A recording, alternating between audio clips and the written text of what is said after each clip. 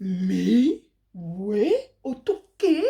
No, what ungrateful.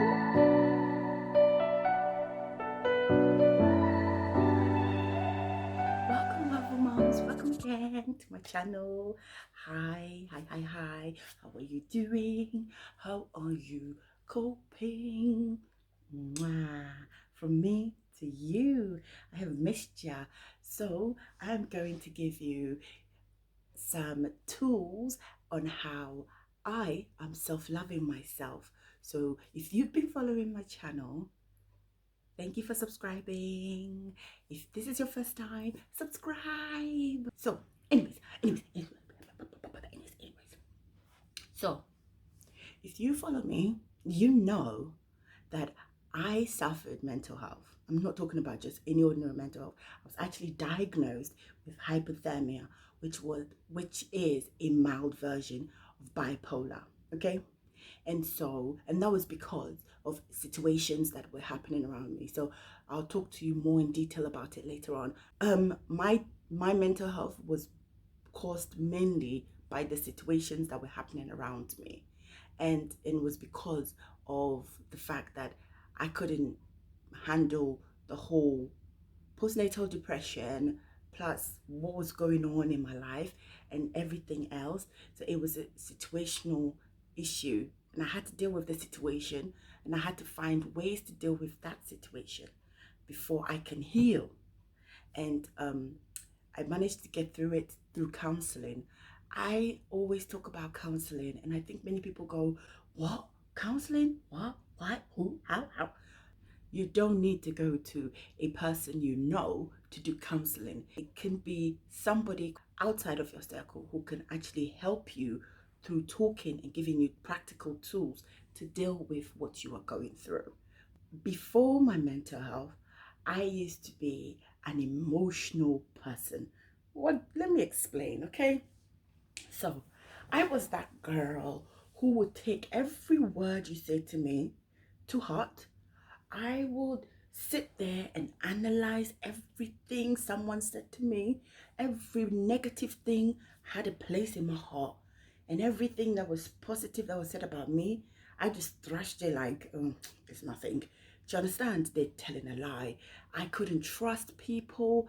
I was always walking on eggshells because I thought everybody was out to get me. Because when you are an emotional person, you live with your emotions on your sleeve. Okay, so you can't hide that emotion in you. Every 2 minutes you're upset, and you're not upset that you're angry, but you're upset of the fact that, oh, people don't understand you, nobody gets you, nobody, yes, which is hard, which is very difficult. And so you always live in your head, and that was where most of the problem was coming from. So because of that, I wasn't able to self-love. I wasn't able to appreciate the relationships I had, the positive relationships that I had around me.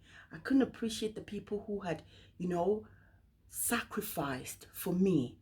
And I always held on to that feeling that they didn't do enough. They were not enough for me. I didn't get enough, and they were out to get me, and they were out to make me feel miserable. But through counseling, I discovered that those relationships were rather positive, and every experience that I had gone through from the moment I was a child to now has led me to a place where I can confidently become this person, this woman, and appreciate this woman. And of course, it's taken me 3 years of counseling. I remember my session on self love, the day when the counselor and I sat down, and she literally looked at me and she said, "Rita, we're going to do self love." I was like, "Ooh, self love. Okay, I love myself. I love myself. I love myself." And she kept throwing questions upon me. She said, "Rita, what do you like?" I went, "Oh, I like I like I like what do you like? I like films. I like films. Oh yes, I like films. Yes, what else do you like? I like music. What kind of music?" I said, "Oh, I like this." "Rita, what do you do for yourself every day?" You say that you can sit down and say, I did something that I personally like every day. I said, I have 3 kids. At what point am I going to be able to have time to do that? She said, no, no, no, no, no, no, no. I'm asking you, what do you do for yourself at the end of every day? And to be honest with you, I didn't know. I don't know what I do for myself every day. At that time, I didn't. But she then said to me, loving yourself deliberately is a choice. You must make that effort. It's a deliberate choice. Sometimes, because we don't love ourselves or like ourselves, we self-sabotage ourselves.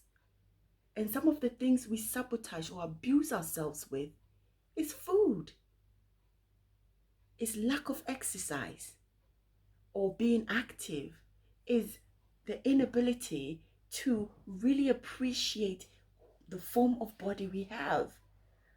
So you hate this physical being, you hate this body after what? 3 babies? Through 3 C-sections? Rita, your body has been bruised, cut, pierced, and you've had 3 wonderful children from it. And you still don't appreciate this body. You don't appreciate who you are. That means you're ungrateful. Me? Where? Otoke? No, I'm not ungrateful. Well, yes, you are. I came back home and I literally just thought, oh, I didn't know that my inability to accept the fact that I have become this size was affecting the one person that I'm trying to please the most, and that is God. I was flabbergasted. That is a huge word. I cried that day. I remember sharing tears. I'm even coming to share tears now. I was sharing tears, buckets of tears. And that is true. I was self-sabotaging myself through alcohol, through eating disorders. Like, I will starve myself all day and then I will get a big meal and I would sit there and eat because I'll get so hungry and I would eat it throughout. I've always had an eating issue, okay? So when I started discombobulating myself, I started doing things that I thought, oh, well, nobody's gonna know anyways. I'm already big, so what's the point? I'll say to myself, I'm already big, so what's the point? That was my excuse. I'm already big. What's the point? But then when I realized that those things were self-sabotaging, like you are literally doing things and abusing yourself, I stopped. I'm telling you now, I don't do those no more. Hey, come back to part 2.